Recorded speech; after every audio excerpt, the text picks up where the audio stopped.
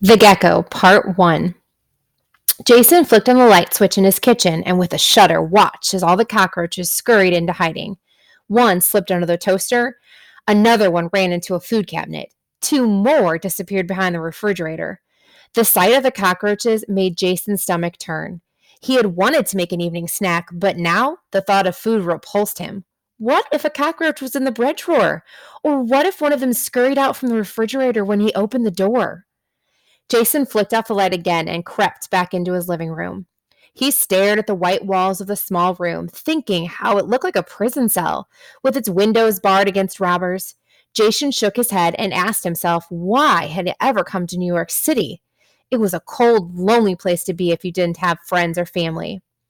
Jason thought he could almost stand the loneliness if it weren't for one thing: the cockroaches. His apartment was infested with hundreds and hundreds of them. The roaches made him feel like a prisoner in his own home. At first, he tried to kill them with a shoe or a newspaper, but they were always too fast and they could always find somewhere to hide. Now, whenever he saw one, he ran away from it, from the kitchen into the living room, from the living room into the bedroom. But the roaches never left him alone. Only when he was asleep at night could Jason rid his brain of their quick, scurrying bodies. Jason eased himself down onto the couch and carefully picked up the newspaper. Very slowly, he opened it and shook out the pages. Once, a roach had jumped out from the sports section. But tonight, the paper was safe. Jason glanced over the front section, reading the headlines and editorials. Then, he turned to the second section, and immediately a headline caught his eye. He leaned forward in anticipation as he read through the article. Then, with a nervous smile playing on his lips, he pulled out a notebook from his jacket pocket and wrote down an important word he had just learned: gecko. Jason couldn't stop thinking about the article all through work the next day. Finally, at 5, he left the office and hurried to the pet store that he always passed on his way home. He ran the last block just to be sure he got there before it closed. After pushing open the front door, Jason walked past the fish and hamsters and the kittens in the front of the store. He went down the crowded corridor to the back, where the more exotic and less popular pets were kept. There, beside a case full of snakes, Jason found the gecko.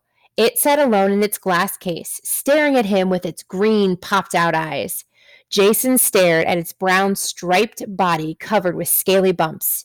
It was bigger, much bigger than he thought it would be. Then suddenly, the lizard jumped up towards Jason onto the side of the glass and stuck there.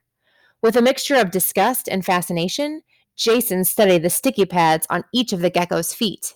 He had read about those in the article. With them, the gecko could climb up any smooth surface, even a ceiling. The gecko's cold stare and scaly body turned Jason's stomach. But then he saw the sign hanging at the bottom of the case. It read, "Cockroach Killer."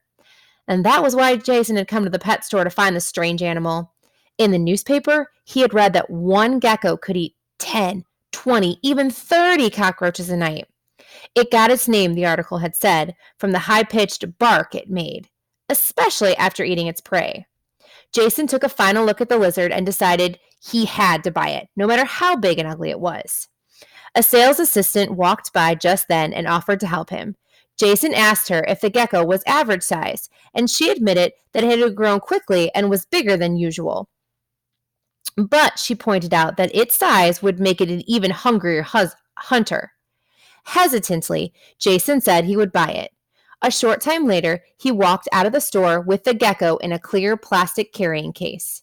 When Jason walked into his apartment that night, he flicked on the lights and quickly looked around for the scurrying bodies that greeted him each time he came home.